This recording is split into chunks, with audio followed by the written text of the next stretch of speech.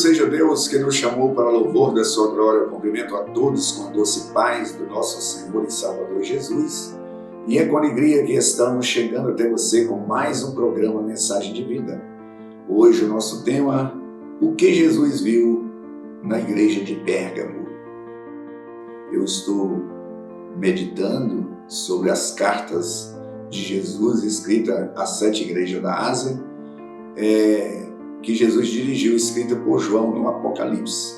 E hoje eu quero pensar com você sobre a igreja que estava em Pérgamo. Pérgamo era uma cidade extremamente idólatra. Ela era uma cidade que estava cercada pela idolatria. Em volta de Pérgamo existia uma colina, onde tinha 300 metros de altitude, e nesses lugares estava abarrotado de templos dos deuses pagãos. E o deus que mais era expoente ali, que era mais destacado, era o deus Zeus, que era esculpido numa pedra naquele local, aonde eles ofereciam. Mas também o imperador também tinha lá o templo onde era requerido da adoração ao imperador romano. Isso veio antes da igreja de Éfeso, de Esmirna, que até nós já falamos aqui em programas anteriores. Então, esse lugar, Pérgamo, que tem o nome que a palavra em si significa casado, a igreja que estava ali, ela era uma igreja que representava a noiva do Senhor e estava tendo um relacionamento promíscuo, ofertando aos deuses daquele lugar. Por isso o Senhor Jesus, ele não hesitou, dizendo que aquele lugar onde a igreja estava situada, em Pérgamo, era o lugar do trono de Satanás. Daí que se dizia, essa igreja está habitando no trono de Satanás. Eu quero ler estas escrituras para você acompanhar conosco. Apocalipse capítulo 2, a partir do versículo 12, que diz assim: ao anjo da igreja em Pérgamo, escreve: essas coisas diz aquele que tem a espada afiada de 2 gumes. Conheço o lugar em que habitas, onde está o trono de Satanás, que conserva o meu nome e não negaste a minha fé. E ainda nos dias de Antipas, minha testemunha fiel, a qual foi morto entre vós, onde Satanás habita. Tenho, todavia, contra ti algumas coisas, pois que tens aí os que sustenta a doutrina de Balaão, e que ensinava Balaque a armar cilada entre os filhos de Israel para comer coisas sacrificadas aos ídolos e praticarem a prostituição. Outro sim também, tu tens os que da mesma forma sustenta a doutrina dos nicolaítas. Portanto, arrepende-te, senão venho a ti sem demora, contra ele pelejarei com a espada da minha boca. Quem tem ouvido, ouça o que o Espírito diz às igrejas. Ao vencedor dar-lhe-ei do maná escondido, bem como lhe darei uma pedrinha branca, e sobre essa pedrinha escrito um novo nome, o qual ninguém conhece, exceto aquele que o recebe. Eu quero pensar com você sobre essa cidade. Como eu já falei, que a palavra Pérgamo significa casado.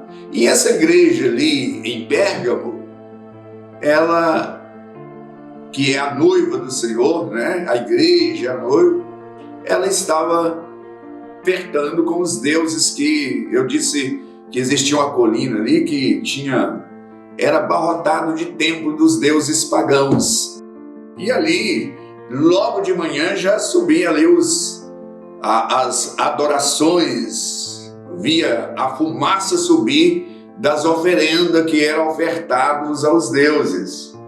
E essa cidade de Pérgamo, ela foi uma cidade que foi a capital da Ásia por 400 anos, mais ou menos. E no ano de 133, ela tornou a capital também de Roma lá. Ou seja, aliás, eu vou retificar, em 133 a.C., ela tornou mais imponente. E o rei Ítalo, o terceiro, ele deixou um testamento incorporando Pérgamo a Roma, ao domínio romano. E ela passou a ser também detentora a segunda maior biblioteca, só perdia para Alexandria. E houve um impasse político entre esse governador, né, de Pérgamo com o governador do Egito, o faraó lá. Porque Alexandria, que fica sob o domínio do Egito, eles produziam, ela tinha a maior biblioteca. E o alvo desse governador de Pérgamo é tornar a biblioteca de Pérgamo maior do que a de Alexandria. E com isso houve um boicote, né, do papiro, do material que produzia os livros. Não permitir que Pérgamo importasse o papiro lá da Alexandria. Aí foi naí que criou o pergaminho, que é o couro alisado para produzir os escritos. E essa cidade também, ela foi uma cidade como centro religioso, tinha os altares ali nessa colina, no ponto mais alto, e ali havia diversos deuses, diversas divindades, como eu já disse, e ali existia o deus Esculápio, que era o deus da cura. E este deus, que é um deus serpente, né, com o símbolo da serpente, que até hoje a medicina usa esse símbolo da serpente na medicina. Foi tirado lá desse deus Esculápio, lá de Pérgamo. Até hoje usa esse símbolo, mas é adotado de lá de Pérgamo. Tudo isso. E eles tinham muitas escolas, inclusive existia uma escola de sacerdote lá, e eles abriram mais 200 escolas fora de Pérgamo, de maneira que em Pérgamo era o centro.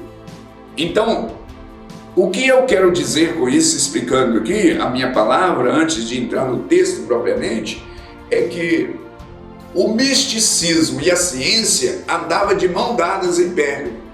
É tipo a Índia de hoje, que tem uma medicina até avançada, mas eles misturam muito o misticismo. Então, é nesse contexto que o Senhor Jesus ele escreve, né, dita essa carta para João, dirigir-se a esse lugar para eles mudar de vida, arrepender de tais atitudes.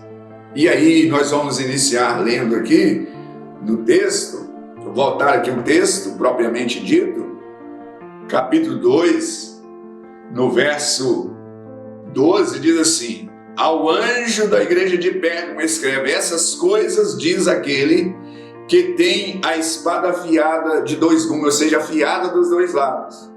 O que significa isso? Significa que Jesus disse assim: olha, eu reconheço que tem algumas coisas boas em vocês, mas vocês precisam ser 100%, não é mais ou menos.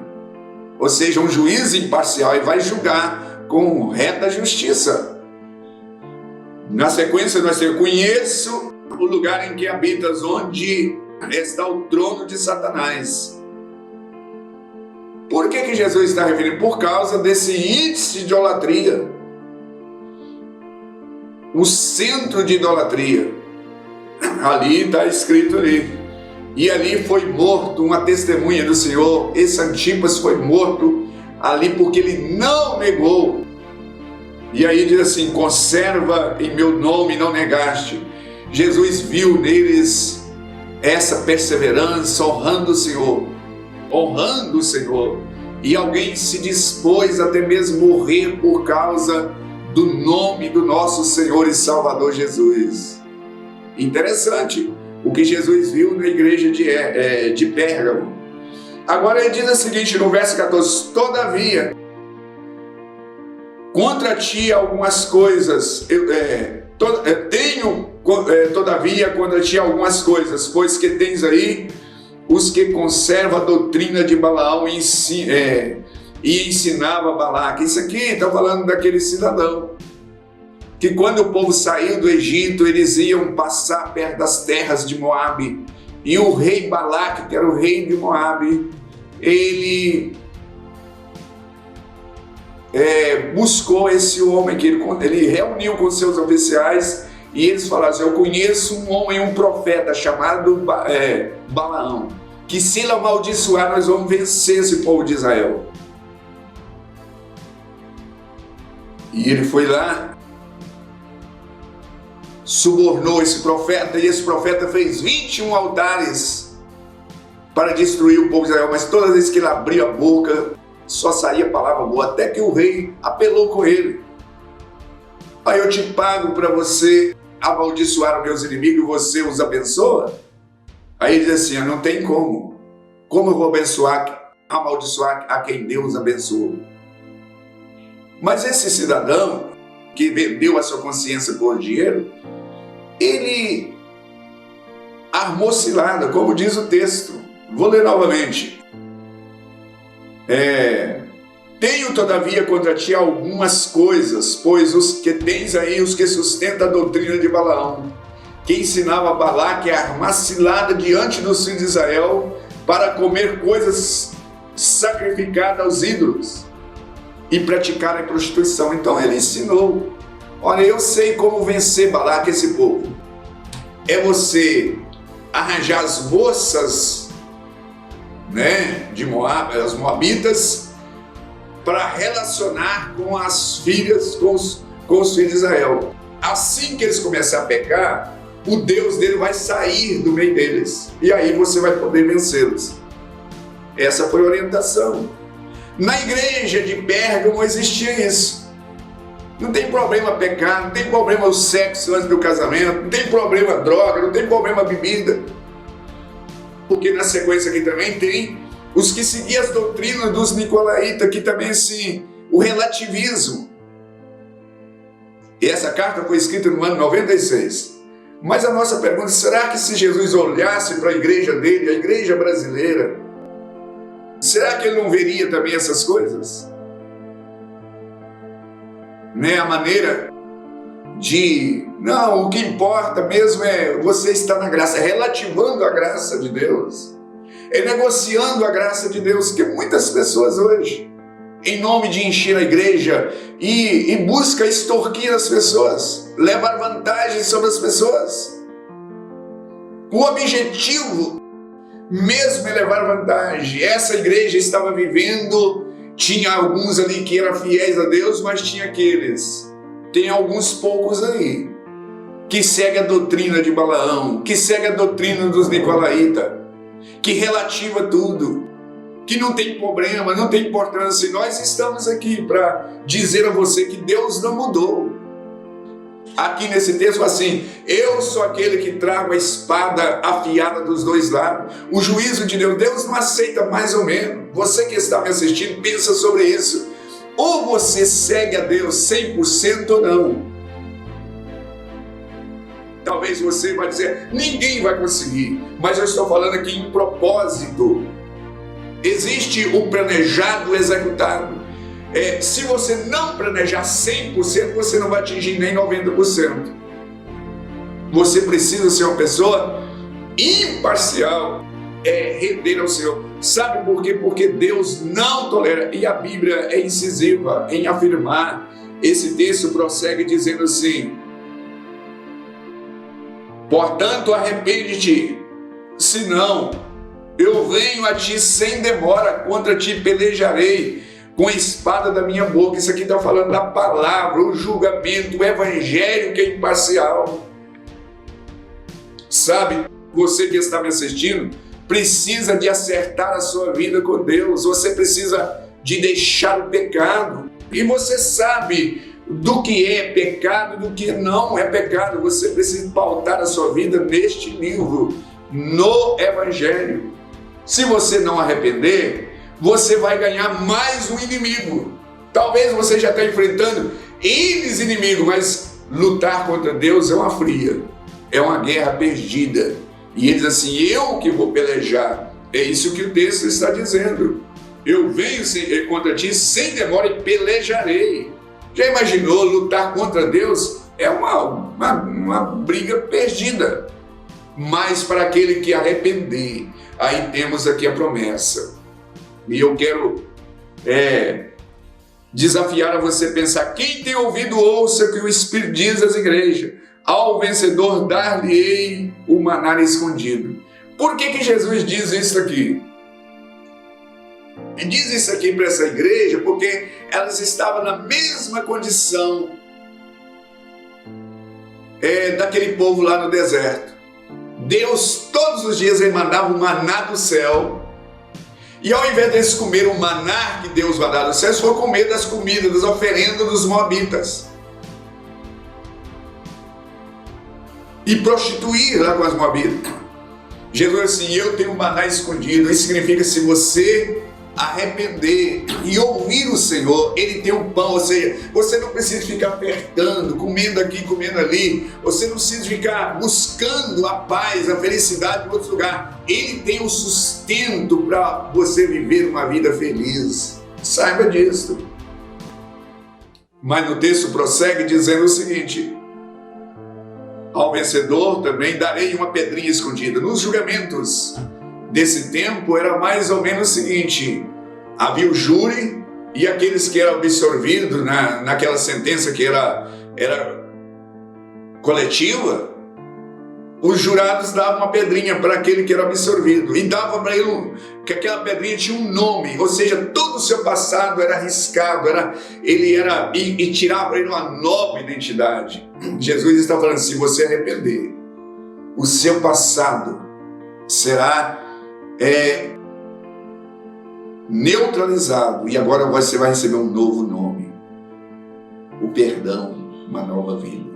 E eu quero orar nesse instante, pedir ao Senhor que Ele venha comunicar. Meu tempo aqui já avançou e eu quero terminar, mas desafiando a você, leia essa carta, capítulo 2, verso 12. Existe até um filme, você pode assistir, da Igreja de Pé. Busca esse filme, você vai ver, muito interessante.